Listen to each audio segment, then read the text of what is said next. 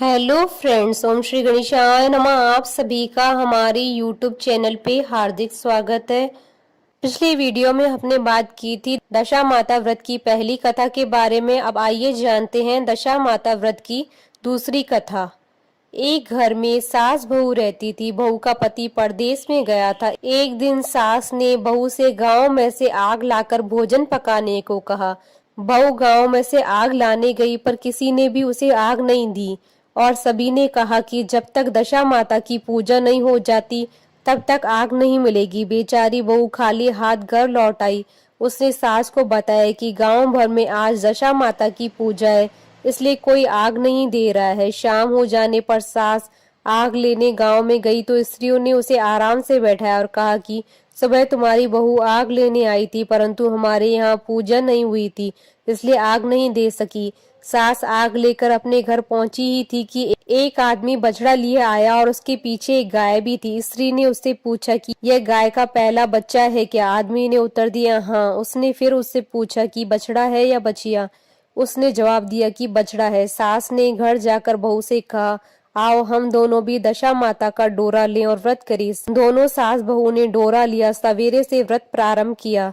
9 व्रत पूरे हो जाने पर 10वें दिन डोरे की पूजा की। सास बहू दोनों ने मिलकर गोल गोल 10-10 अर्थात कुल 20 फेरे बनाए और 21वां बड़ा फेरा गाय को दे दिया। पूजन समाप्त होने पर सास बहू दोनों पारण करने बैठी। उसी समय बुढ़िया के बेटे ने परदेश से लौटकर दरवाजे पर आवाज लगाई।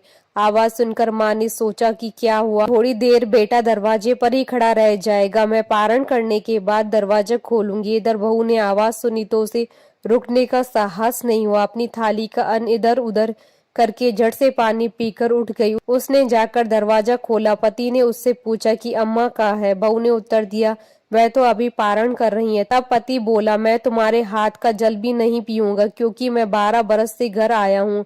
इतने दिनों न जाने तुम किस प्रकार रही होगी। अम्मा आएगी, वह जल लाएगी, तभी जल पीऊंगा। यह सुनकर स्त्री चुपचाप बैठ गई। इतने में उसकी अम्मा पारण कर अपनी थाली धोकर पी चुकी। तब लड़के के पास गई। लड़के ने माँ के पैर छुए। अम्मा उसे आशीर्वाद देकर बेटे को घर में ले आई। माता ने थाली परोस कर रखी। बेटा भोजन करने लगा। उसने हाथ में पहला ग्रास ही लिया था कि फेरों के वे टुकड़े जो बहू ने अपनी थाली में फेंक दिए थे अपने आप बेटे के सामने आने लगे। बेटे ने माँ से पूछा, ये सब क्या हो रहा है? माँ बोली, मैं क्या जानूं बेटा, बहू जाने। यह सुनकर बेटा आग बबूला होकर बोला, ऐसी बहू मेरे किस काम की, जिसके चरित्र की तुम साक्षी नहीं हो। उसको मैं घर में नहीं रख सकता, इससे अभी घर से निकालो। यदि ये घर रहेगी तो मैं घर नहीं रहूंगा। माँ ने बेटे को व्रत के पारण का सब हाल बताकर इस तरह से समझाया, परंतु वह मानने को तैयार नहीं हुआ। वह यही कहता रहा कि इसे घर से बाहर करो तो ही मैं रह सकता हूँ। माँ ने सोचा, बहू को थोड़ी देर के लिए बाहर कर देती हूँ, जब लड़के का गुस्सा उतर जाएगा तब बहू को बुला लूंगी। बुढ़िया ने बहू से कहा, डेयरी के पास जाकर पेड़ के नीचे थोड़ी देर के लिए खड़ी हो जा। जब बहू पेड़ के नीचे खड़ी हुई तो पेड़ बोला, मुझसे हटकर खड़ी हो, मैं दशा माता की विरोधी को छाया नहीं दे सकता। इस पर वह वहां से चलकर घड़ोची के पास गई। घड़ोची बोली, मुझसे हटकर खड़ी हो, मुझ पर इतना भार घड़ों का नहीं है जितना तेरा है। वह यहाँ से भी हटकर कूड़े के ढेर पर खड़ी हो गई। कूड़े का ढेर भी बोला, मुझ पर भार इतना कूड़े का नहीं है जितना तेरा है, चल यहाँ से हटकर कहीं और खड़ी हो जा। इस प्रकार उसे कहीं भी खड़ा नहीं होने दिया गया। वह अपने मन में दुखी हुई। वह जंगल में चली गई। जंगल में भूखी प्यासी घूमती फिरती एक सूखे कुएं में गिर पड़ी। वह उसमें गिरी, परंतु उसे चोट नहीं आई। वह नीचे बैठ गया। अचानक राजा नल वहां शिकार खेलते खेलते वहां पहुंच गए। उसके साथी बिछड़ गए थे। वह प्यास के कारण उसी कुएं में आए जिसमें वह स्त्री बैठी थी। राजा नल के भाई ने कुएं में पानी के लिए लोटा डाला तो उस स्त्री ने लोटे को पकड़ लिया। भाई ने नल से कहा कि इस कुएं में किसी ने लोटा पकड़ लिया है। तब राजा नल ने कुएं में आकर कहा कि तुम यदि पुरुष हो तो मेरे धर्म के भाई हो, और यदि स्त्री हो तो मेरी धर्म की बहन हो। तुम जो भी हो बोलो, मैं तुम्हें बाहर निकाल लूंगा। स्त्री ने आवाज दी। राजा ने उसे बाहर निकाल लिया और हाथी पर बैठाकर राजधानी में ले आया। महाराज को शिकार से लौटकर महलों की ओर आते देखकर सेवकों ने महारानी को महाराजा के आने की सूचना दी। सेवकों ने एक स्त्री को भी हाथी पर बैठा देखकर रानी को बताया। महाराजा एक नई रानी भी साथ ला रहे हैं। यह जानकर रानी बहुत दुखी हुई। इतने में महाराज भी वहां आ गए। रानी ने हाथ जोड़कर विनती की, महाराज मुझसे ऐसी क्या गलती हो गई जो आपने मेरे रहते दूसरा विवाह कर लिया। राजा नल ने हंसकर उत्तर दिया, वह तुम्हारी सौत नहीं ननंद है, मेरी धर्म की बहन है। तुम्हें उसके साथ अपनी सगी ननंद की तरह बर्ताव करना चाहिए। सुनते ही महारानी का मुख प्रसन्नता के कमल की भांति खिल उठा। वह बोली, अब तक मैं ननंद का सुख नहीं जानती थी। अच्छा हुआ जो मुझे भाग्य से ननंद मिल गई। राजा ने उसका नाम मुंह बोली बहन रखा है और उसके लिए अलग महल बनवाया। उसके दिन अब सुखपूर्वक बीतने लगे। एक दिन राजा की घोड़ी का बच्चा हुआ तो राजमहल की स्त्रियां बधाई गीत गाने लगी। मुंह बोली बहन ने भी अपने दासियों से कहा, बाहर जाकर पता करो कि किस बात की बधाई गाई जा रही है। दासियों ने बताया, महाराजा की घोड़ी ने अच्छी घड़ी में एक उत्तम बछड़े को जन्म दिया है, उसकी बधाई गाई जा रही है। मुंह बोली बहन ने पूछा, क्या घोड़ी ने पहली बार जन्म दिया है? दासियों ने उत्तर दिया, हाँ। तब मुंह बोली बहन ने महारानी के पास जाकर कहा, आओ भाभी रानी, हम तुम दोनों दशा माता का डोरा ले। रानी ने पूछा, डोरा क्या चीज है, मुझे समझाओ। वह बोली, दशा माते के व्रत का नियम है कि पहले पहले जब गाय या घोड़ी या स्त्री के प्रसव की खबर सुने तब डोरा लेकर व्रत आरंभ करते हैं। 9 व्रत करने के बाद 10वें दिन डोरे का पूजन करके विसर्जित करते हैं। इसी के साथ ही उसने पारण का नियम भी बताया। तब महारानी बोली, तुम्हारा व्रत तुमको फले। मैं पूरी और दूध की खीर खाने वाली रानी महारानी बला बनफरा गोले की पपड़ी खाकर कैसे रह सकती हूँ? ऐसा खाना खाए मेरा दुश्मन। वह बोली, भाभी मुझे जो चाहे कह लो, परंतु व्रत के संबंध में कुछ मत कहो। मैं इसी व्रत के उल्लंघन के कारण मारी मारी फिरती आपके देश में आई हूँ। महारानी ने उदासीनता के साथ कहा, मुझे क्या पड़ी है, जो तुम्हें जो अच्छा लगे वह करो, मैं मना तो नहीं कर रही हूँ। मुंह बोली बहन ने श्रद्धापूर्वक डोरा लिया। 9 दिन तक व्रत किए। 10वें दिन विधिवत पूजन किया, गोला फरा बनाए और संध्या को पारण करने बैठी। उसी समय उसके पति को अचानक कुछ प्रेरणा सी हुई। वह अपनी माता से आज्ञा लेकर अपनी पत्नी को ढूंढने चल दिया। घूमता फिरता वह राजा नल की राजधानी में पहुंच गया और अपनी पत्नी का पता लगाने लगा। उसने एक कुएं पर कुछ औरतों को बातें करते हुए देखा। एक कह रही थी कि राजा की मुंह बोली बहन बहुत ही सुंदर ही स्त्री है, आजकल उसी का किया हुआ सब कुछ होता है।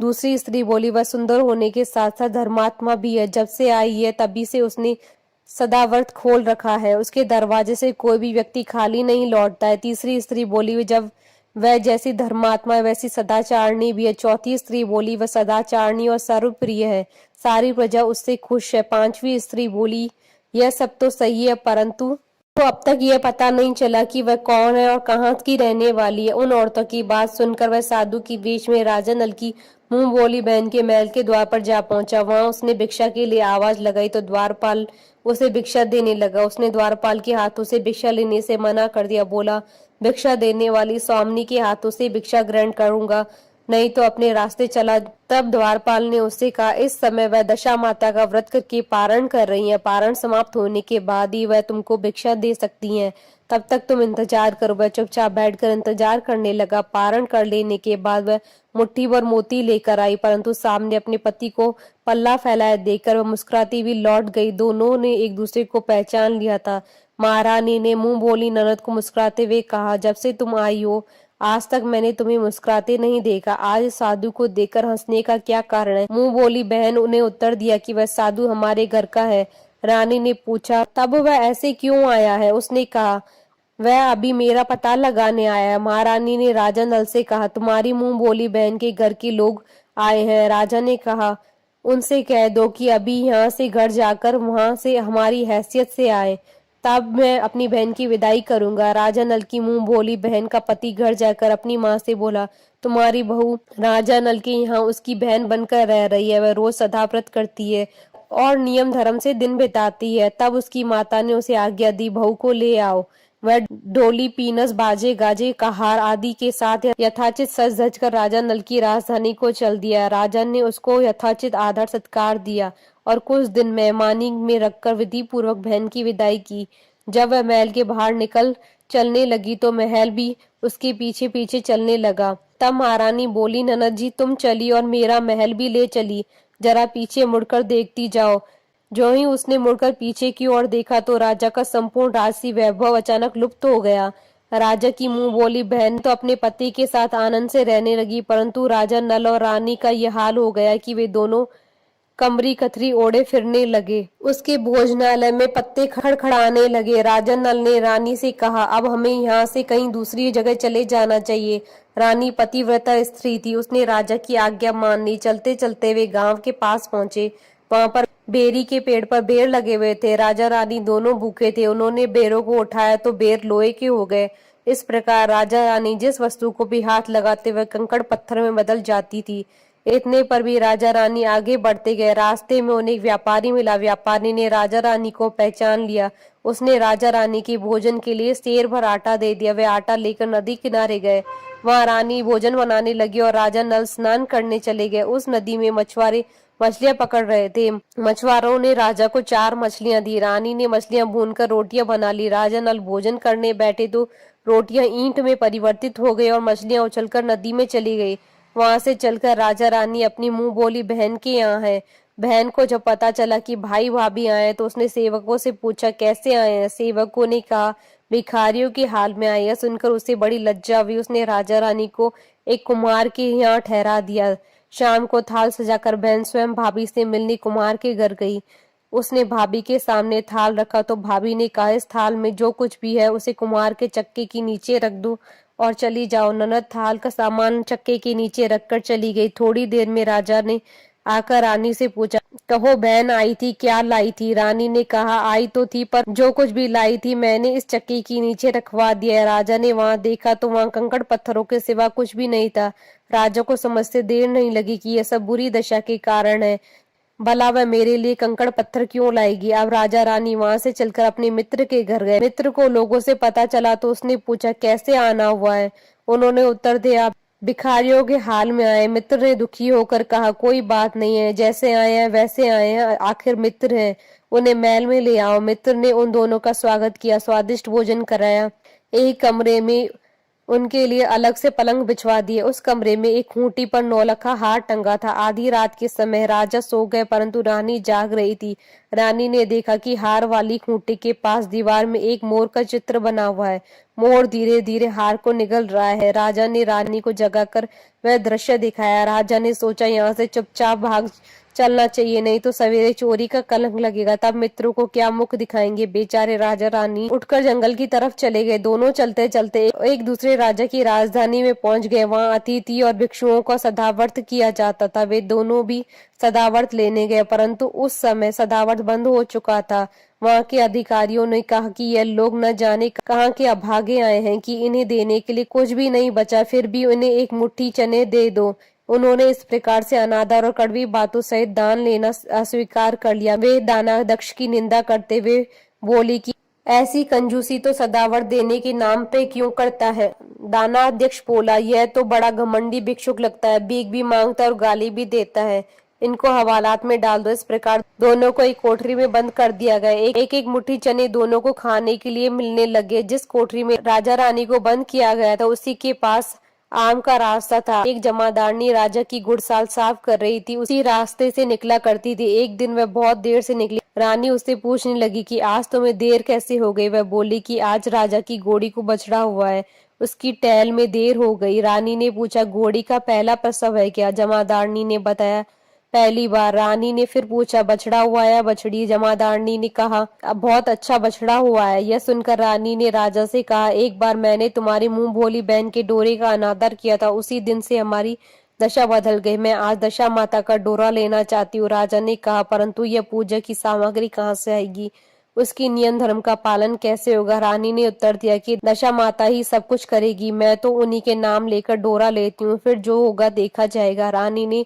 9 तार राजा की पगड़ी में से और 1 तार अपने आंचल का लेकर अपना डोरा तैयार किया और उसी समय से व्रत करने लगी। थोड़ी देर में वहां राजा अपनी घोड़ी को देखने के लिए उसी रास्ते से निकला। राजा ने नल दमयंती को देखा, कोठरी में बंद देकर पूछा कि वे लोग कौन है, इनका क्या अपराध है? पैरोदारों ने कहा ये लोग भिक्षा लेने आए थे, ये आपको आशीर्वाद देने के बदले गालियां दे रहे थे, इसी कारण दानाध्यक्ष ने इन दोनों को कैद में डाल दिया। राजा ने कहा यह तो इनका कोई अपराध नहीं है, इनको मनवांछित भिक्षा नहीं मिली होगी इसलिए यह गालियां देने लगे होंगे।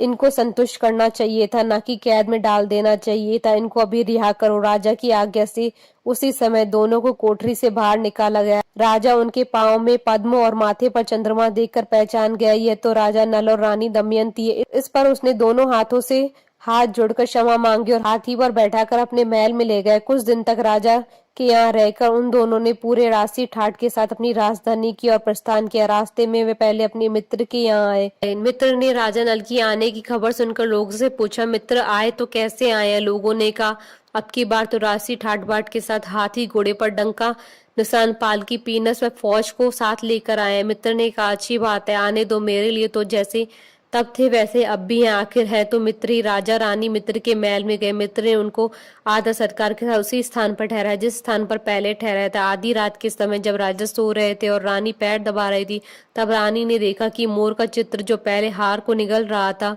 उसे उगल रहा है। रानी ने राजा को जगाकर यह दृश्य दिखाया। राजा नल ने अपने मित्र को बुलाकर दिखाया। मित्र बोला कि मैंने तब भी तुमको चोर नहीं समझा था और न अब समझता हूँ। यह दृश्य तुम्हारी बुरी दशा का फल है। आप निश्चिंत रहिए, मेरे मन में कोई मैल नहीं है। मित्र के यहाँ से चलकर राजा रानी अपनी मुंह बोली बहन के यहाँ गए। उसने सुना राजा भैया आ रहे हैं तो उसने लोगों से पूछा, कैसे आ रहे हैं? लोगों ने कहा, जिस प्रकार राजा को आना चाहिए उसी प्रकार आ रहे हैं। उसने कहा, उनको मेरे महल में ले आओ। जब राजा नल का हाथी बहन के महल की ओर बढ़ा, तब रानी ने कहा, आप अपनी बहन के घर जाइए, मैं तो उसी कुम्हार के घर रहूंगी जिसके पहले ठहरी थी। राजा ने कहा, जिस कारण इतने दुख उठाए तुम फिर उनसे झगड़ा मोल लेना चाहती हो, यह तुम अच्छा नहीं कर रही हो। परंतु रानी नहीं मानी, वह कुमार के घर ठहरी। राजा बहन के घर चले गए। शाम को राजा की बहन भाभी के लिए थाल सजाकर कुमार के आई। उसने भाभी के सामने थाल रख दिया। भाभी सोने चांदी के गहने उतार उतार कर रखने लगी और कहने लगी, खाओ रे मेरे सोने चांदी के गहने, खाओ, हम भूखे नंगे क्या खाएंगे? यह उलाना सुन ननद बोली, यह उलाना किसे देती हो? मुझसे उस समय जो कुछ भी हो सका उस समय लाई थी, वही अभी भी लाई हूँ। विश्वास न हो सके तो चक्के के नीचे अब भी देख लो। सचमुच चक्के के नीचे देखा तो वहां पर मणिक मोतियों का ढेर लगा था। रानी यह सब देखकर सन्न रह गई। वह बोली, ननद जी तुम्हारा कोई दोष नहीं है, तो हमारी बुरी दशा का परिणाम था। रानी ने ननद का लाया हुआ सब सामान और अपनी तरफ से कुछ और जवाहरात मिलाकर ननद को वापस कर दिया, परंतु ननद को पूजा का न्योता देना भूल गई। वहां से चलकर राजा सूरा गाय के पास आए। गाय ने सेना सहित राजा को पेट भर दूध पिलाया। वहां से आगे चलकर वह नदी के तट पर पहुंचे। वहां पड़ाव डाला, भोजन बनाया गया। जब राजा भोजन करने बैठे तो उसी समय नदी में से उछलकर गिरी हुई भुनी भुनाई मछलियां अपने आप थाली में गिर पड़ी। वह रोटियां जो ईंट बन गई थी फिर रोटियां बन गई। राजा ने कहा, यह सब क्या हो रहा है?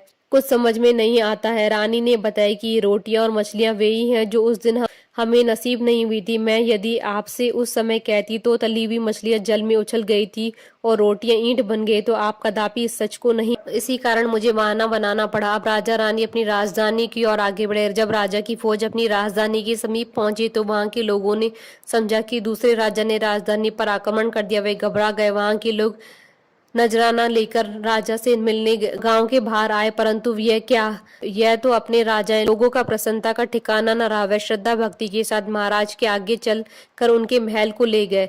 राजा रानी ने महल में प्रवेश किया। रानी ने तुरंत दशा माता की पूजा का प्रबंध किया। उस पूजा में नगर की सभी सौभाग्यवती स्त्रियों को बुलाया। भगवती की भोग के लिए सब प्रकार के पकवान बनाए गए। आटे की 10 बत्तियां, 10 शक्कर की गुंजिया, 10 अठवाइयां सुहागनों की आंचल में डाली। सुहागनों का श्रृंगार करके दशा माता की पूजा आरंभ हुई। कलश स्थापित करके दीपक को जलाया गया, परंतु उसकी बत्ती नहीं जली। इस पर पंडितों ने कहा, कोई न्योता पाने वाला न्योतने को नहीं रह गया, स्मरण किया जाए, उसके आने पर दीपक जल जाएगा। रानी ने सोच विचार कर बताया कि ननद न्योतनी में से रह गई है। पंडितों ने कहा, उसे फौरन बुलाया जाए।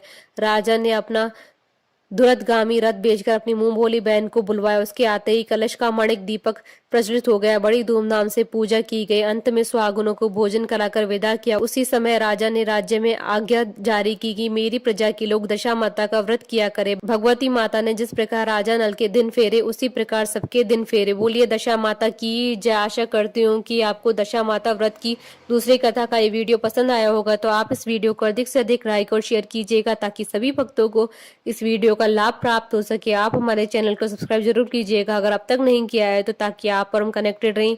साथ ही प्रेस करना ना भूलिएगा बेल आइकन को, जिससे नए वीडियो से रिलेटेड नोटिफिकेशन आपको तुरंत प्राप्त हो सके।